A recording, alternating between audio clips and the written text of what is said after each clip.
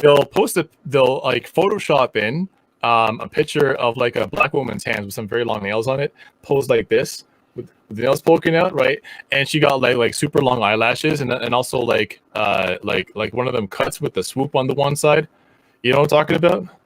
Yeah, like Photoshop all that stuff onto the pictures, onto the picture of like Chris Evans or whoever. Oh yeah, they'll put do-rags on Chris Evans, or they'll put like black woman stuff on Chris Evans. So like he'll have like a black woman's nails. Yeah, this woman was one of them, and she even put on her she used to put on her bio creator of Chris Jamal Evans, and that was her brand, and she was represented by, here I'll show. So she put Nicole Bad and Blurty. I'm already they always tired. have like puns about like popular songs that talk about how nerdy or it's a lot. First of all, Bad and Bougie, like how old is that song? Like 3-4 years old now? Well, how about Crunk? I mean, they're all of them. Professor Crunk is. It looks like she's backed off of the Chris Jamal Evans thing. I don't see it, but it used to be in her bio, and she's rep by this person who is a someone who works like in publishing, is a literary agent. And then when I clicked on her actual webpage, she was, if I remember correctly, working on a book about Chris Jamal Evans. So she made that into her whole. So if you look at her page here, it's the page is called this is her page. Oh my god, you made a page out of that? Oh. That's her personal page. If you click her author link, she made thirsting into Chris Evans her actual whole personality, and she's the one who came up with Chris Jamal Evans. And you know, she compiled. Oh my god! I found one about Joe Biden. I found one on Joe Biden. This is like the female version of that the barbershop guy that worked on Warren's campaign. The one that has I have a black friend. Yeah, I have a black friend book. Oh no, not the black the satanic Airbnb guy. Oh no, but he had the black friend book. That's the same person. Same guy, yeah. Same guy. Yeah. Is that the same guy who did the fake barbershop setup? Yeah. Yes. He's the same one that has the book about being the black friend, which is why.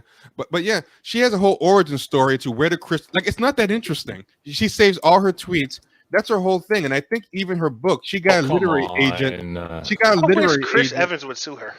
Oh yeah, she's getting a whole literary agent. Like, this is what it takes to get a book now. You can get a book based on thirsting for Chris Evans.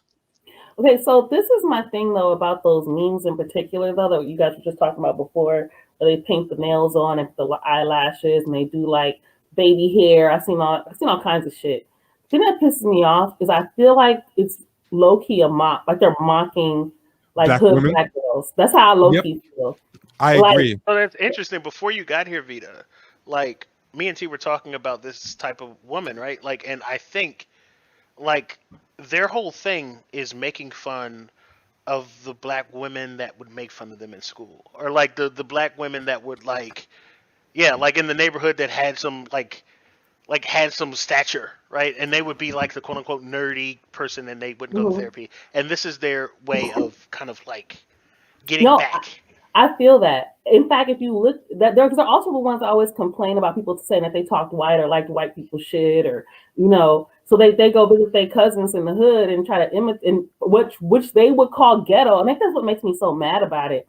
Is they would call us ghetto and it's just like complete classism, and then turn around and use it, especially right now. It's like in style. That's why I don't like Saweetie for the shit. And I try to support all black girls from Cali, and she's the same way. Like, it's become like a gimmick. Like, imitate black girls in the hood, put the fake baby hair and the gold teeth and the eyelashes and all the shit that y'all make fun of.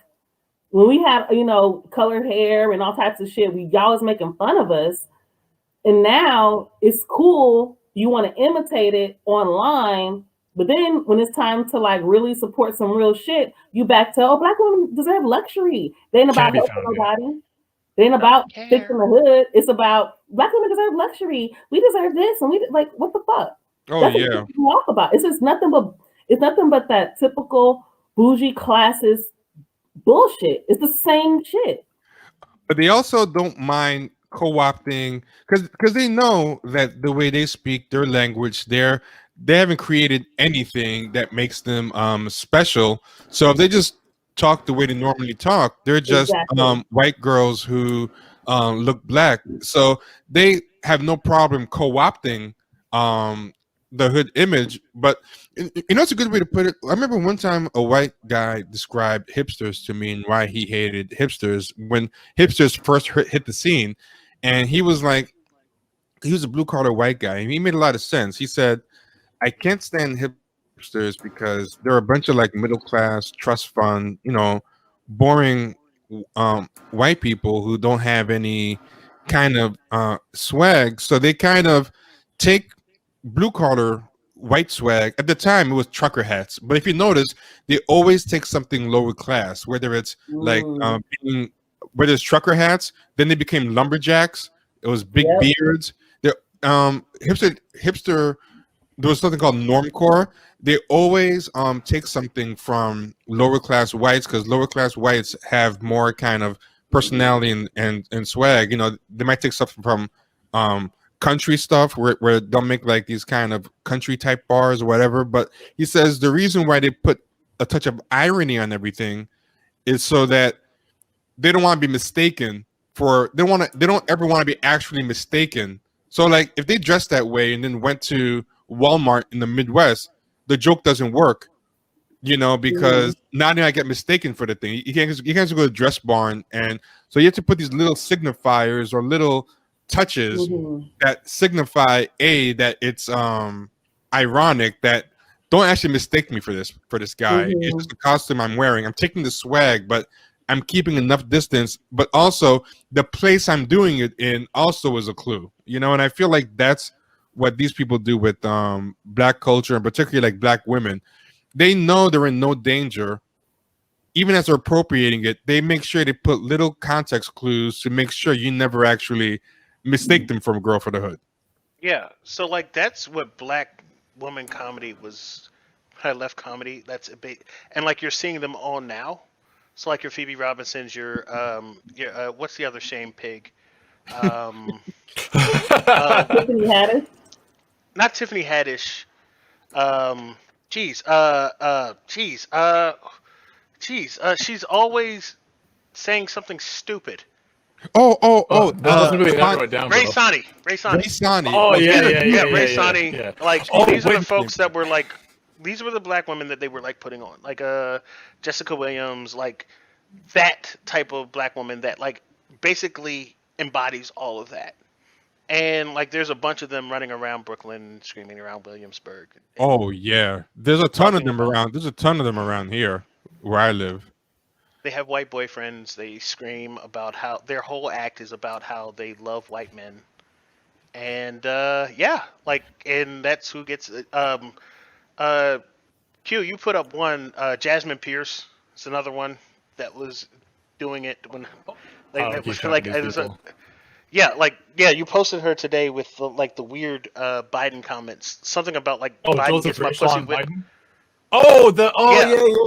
Jasmine Pierce is another one. For the first time in 4 years. Oh, sorry. If you listen real hard, that's the sound of pussies wettening for the first time in 4 years. And it was just like, is that her? Fuck. Apparently, like for the last 4 years, people forgot how to fuck. Like that's just Oh God. Yes. So like she's a part of that crew. Like all of them. Yeah, that was the whole thing. Yeah, because as we know, in any like the way that humans cope with stress is to just never have sex. That's how we deal with stress. We just like forget all of our sexual impulses. You know. Someone said that's why I live uptown. A lot of them are moving up there, though. I'm telling you, a lot of them are moving up there. Enjoy it while you can, because I see it. For some reason, a lot of them have recently started going to Harlem to live. That's been happening for years. There's a ton of them up there. God, is Amanda Seals in Harlem? Or did she ever live there?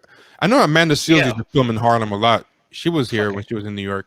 Yeah, when she was in New York, fucking bothering people. Yeah. It's probably in Yeah. LA now because I know Insecure is in LA. So it's Um, probably- check this out.